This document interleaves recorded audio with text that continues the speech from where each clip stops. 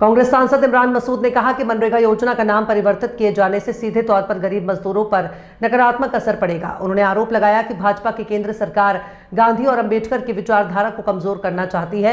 इसी कारण मनरेगा जैसी जनकल्याणकारी योजना का नाम और स्वरूप बदला जा रहा है। साथ ही बांग्लादेश में हिंदुओं पर हो रहे अत्याचार के मुद्दे पर केंद्र सरकार की चुप्पी को दुर्भाग्यपूर्ण बताते हुए कठोर कदम उठाने की मांग की।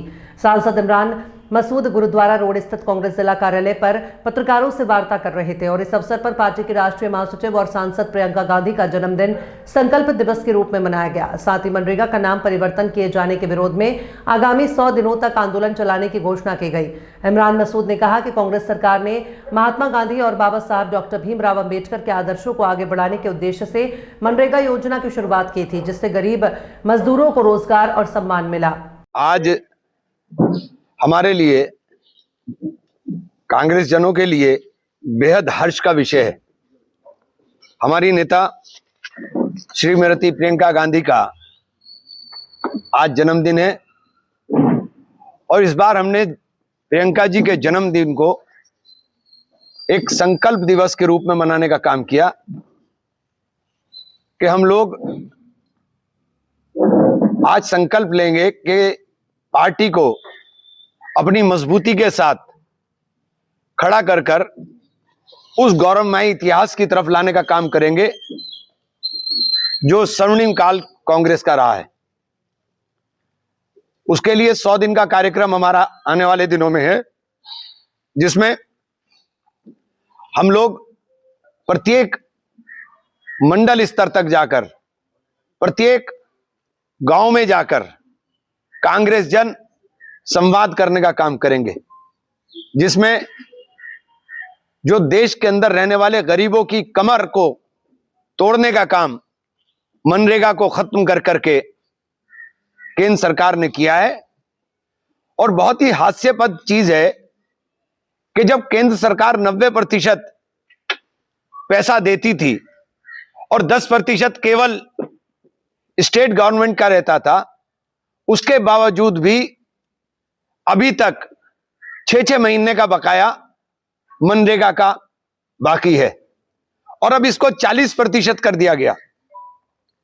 तो किसी स्टेट के पास 40% पैसा मनरेगा में खर्च करने की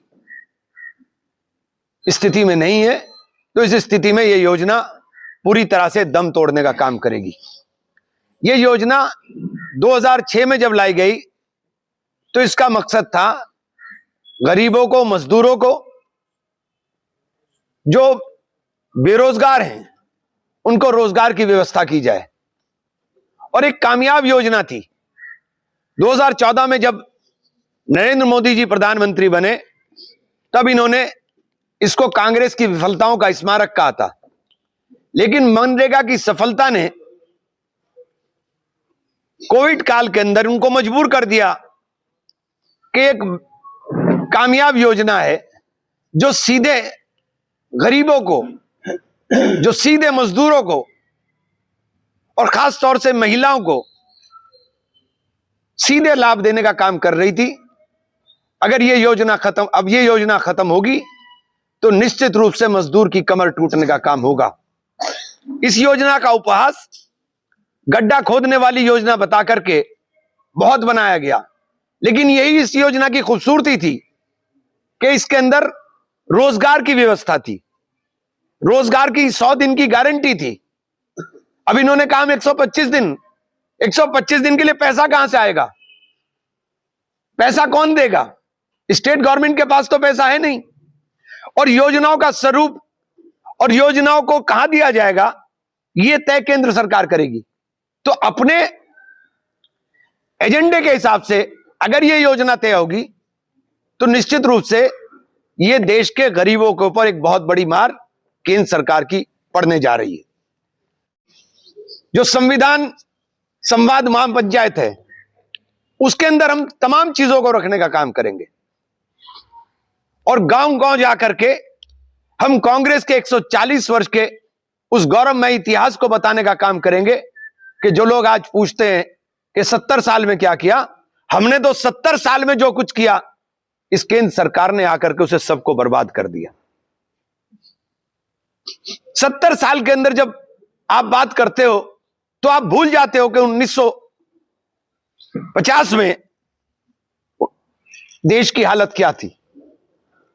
जब देश के पास किस हालत में देश मिला था, खाने को अन्न नहीं था, पहनने को तन पर कपड़ा नहीं था, नौकरियों की तो बात ही छोड़ दीजिए। पंडित जवाहरलाल नेहरू के रोड मैप ने देश को खड़ा करने का काम किया, आत्मनिर्भर बनाने का काम किया। देश आत्मनिर्भर बना जब अन्न इंपोर्ट होता था और वो अनाज आता था जो जानवर खाते थे, उस अन्न को हरित क्रांति ला करके उस अन्न को पैदा करने का काम का सपना पंडित जवाहरलाल नेहरू ने देखा। देश के अंदर औद्योगिकरण कर करके देश को आत्मनिर्भर बनाने का सपना पंडित जवाहरलाल नेहरू ने देखा और औद्योगिकरण की शुरुआत की।